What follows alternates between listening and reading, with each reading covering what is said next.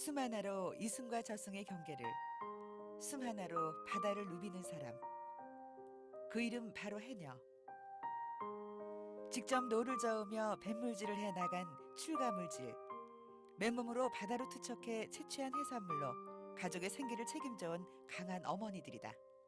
바깥물질의 핵심은 자본주의의 해녀들의 어떤 게 편성되는 시기라고 보셔야 되는 거거든요. 무슨 말씀이냐면 조선시대의 어떤 곡물을 바치기 위해서 했던 해녀들의 그 조업 형태가 산업 자본주의화되면서 결국은 이윤을 추구하는 시점으로 바뀌면서 이 바깥물질, 출약물질이 이루어졌다고 볼 수가 있습니다.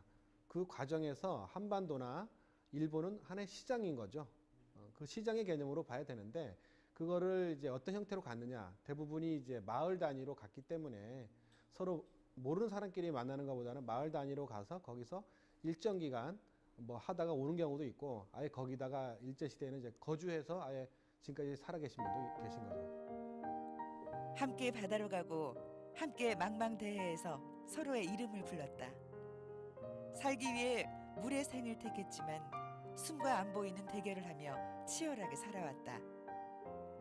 강화도 조약 이후 가능해졌다는 제주 해녀들의 출가 물질. 첩첩 파도 타는 삶은 살기 위한 투쟁이다. 뼈아픈 선택이었다.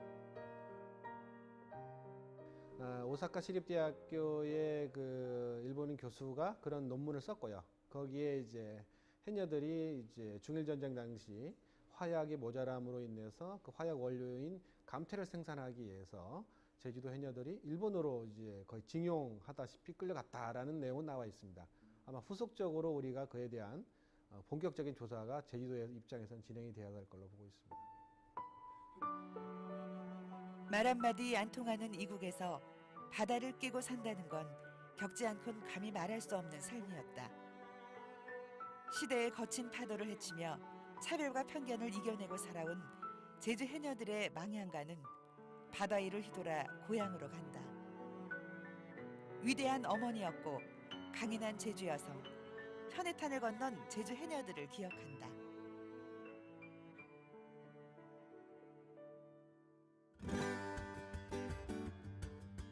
부산 사하구 다대포항. 부산 최대 규모를 자랑하는 다대 어촌계에는 소속 어선업자 250명과 해녀 36명이 다대포항 인근 마을어장에서 조업을 하고 있다.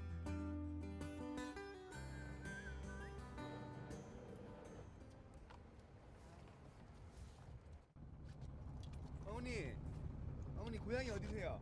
제주도 제주도 어디예요? 우도 여기 오신 지 몇 년 되셨어요? 여기 온 지가 33년. 어떻게 다 오셨어요? 제주 시관. 여기서 불질하는 거 예. 제주랑 뭔가 좀 다른 게 있어요? 제주보다 다른 거면 여기 제주 가면 물을 안 구워. 제주는 소라가 있는데 여긴 소라가 없어. 주로 해삼, 미역 이런 고동 이딴 것밖에 없어요. 1895년 제주 해녀들은 부산에서 처음 출가물질을 했다. 때문에 부산은 전국에서 제주 다음으로 해녀가 많은 지역. 일본에 의해 황폐해진 어장으로 생계가 불안해진 제주 해녀들은 섬 밖으로 눈을 돌렸다. 하지만 어디 고향 바다만한 곳이 있고 고향 사람만한 정이 있으랴. 여성의 몸으로 견디는 타양살이의 고충은 말할 수 없었다. 그중 곱지 않은 시선과 차별은 가슴 깊이 한으로 남았다. 제주년들 할당 보고 물에 거 한다고 그런 말 다 하고 그래서 이 동네 사람들이 우리 제주 사람들을 깔봐갖고 제주년 하늘 보고 빵구 낀다 하고 경험은 우리 놀려놔서 그럼에도 가족들을 책임지기 위해 떠날 수도 그만둘 수도 없었다. 더욱 악착같이 버티고 물질을 하며 고된 삶과 서름을 이겨냈다. 우에도 안 있고 소금만 있고 물이 얼마나 차분지 몰라. 여기 이 낙동강 물이 이래 내려오면 얼음물이라 물에가 그냥 맨발로 그때도 영 디디면 뿌쩍뿌쩍 붙어. 얼음이 가세. 그래가 물에 빠지면 막 몸이 막 그쳐지는 거 닮아도 그 시간 넘으면 죽어불면 쪼개기 물에 거 하다가 나오고. 그래가 집에 오면 다섯이요. 국내를 넘어 일본은 대표적인 출가 물질 지역. 여기에는 1922년 제주와 일본 오사카를 잇는 정계여객선 군대환 취항이 결정적 역할을 했다. 제주 해녀들은 이 군대환을 타고 일본 오사카 등지에서 내린 후 기선이나 철도를 이용해 쓰시마, 도쿄, 지바 등지로 진출했다.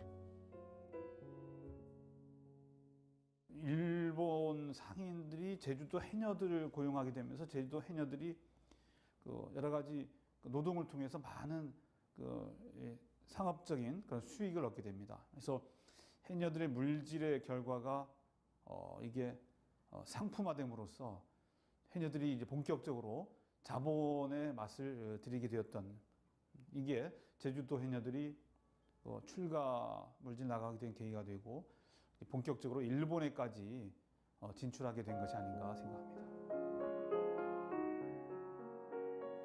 오사카 이쿠노쿠.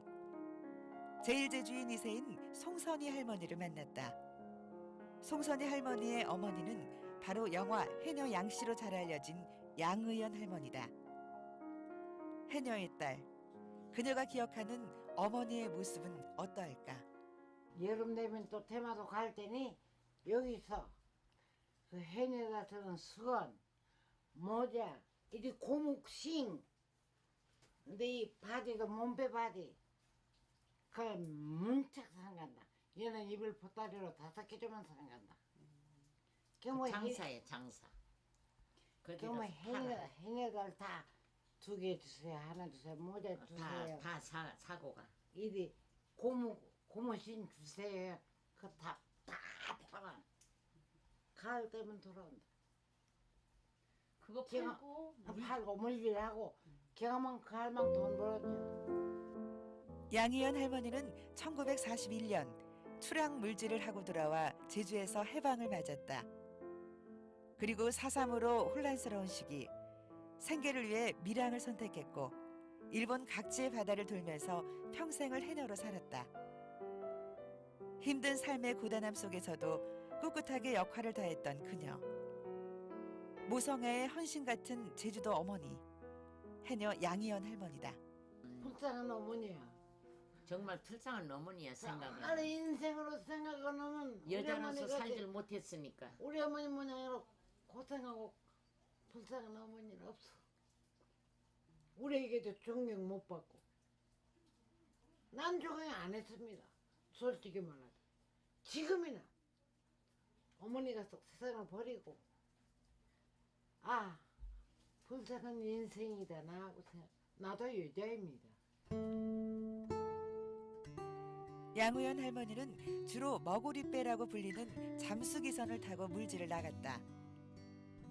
무명 모자, 무명 저고리와 바지를 입고 입에는 긴 공기주의 포스. 수심 50m에서 100m까지 들어가고 수동 펌프로 공기를 주입하며 5분 내지 10분까지 잠수하다 올라오길 반복한다. 서러운 생각이 치밀면 물속에서 눈물을 흘릴 때도 있었다던 해녀 양의연 할머니. 그렇게 80세까지 그녀는 바다를 떠나지 않았다. 도쿄에서 만난 얼굴. 양의연 할머니의 생활을 기록한 영화 해녀 양씨의 하라무라 마사키 감독이다. 드라마틱한 여인의 생은 제1교포 1세인 신기수 씨가 촬영하기 시작했고 하라무라 감독은 이후 3년간 추가 촬영해 기록물을 완성했다. 彼女は足がちょっと痛いんですよ、膝が。だけどもやっぱり三重県の尾鷲行った時だったかな、分かんないけど、この足さえ悪くなければ今でも潜りたいって言ったね。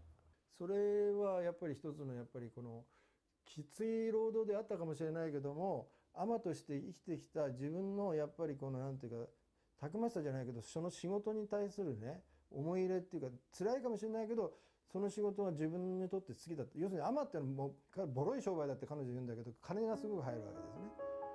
1년에 9달을 하루 10시간 이상 일본 바다에서 물질하던 양희연 할머니. 당시 영화 해녀양 씨는 일본 내에서도 큰 반향을 일으켰다. 강인함을 넘은 위대한 해녀 어머니의 모습. 하라무라 감독은 양희연 할머니를 어떻게 기억할까?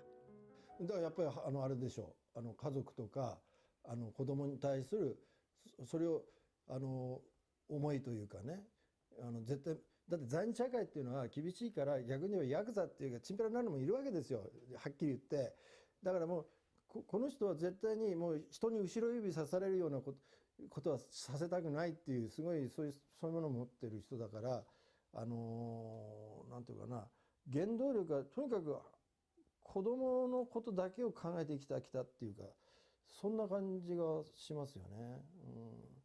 だから要するに、なんていうか今の時代ではそんなことなかなかないのかもしれないけどやっぱりそういう時代だったんだろうな。おそらく自分もそうだったのかもしれないしね、なんかね。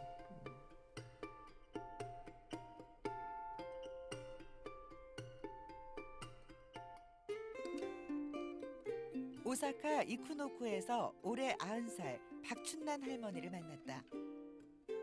그녀는 밀항으로 18살에 일본으로 건너와 대마도 등지를 다니며 70의 나이까지 바다에 뛰어들었다. 우리 어머니와 普通の海女さんと違って船から空気を送ってもらってそれで海深くまで潜ってサザエとかアワビを取ります。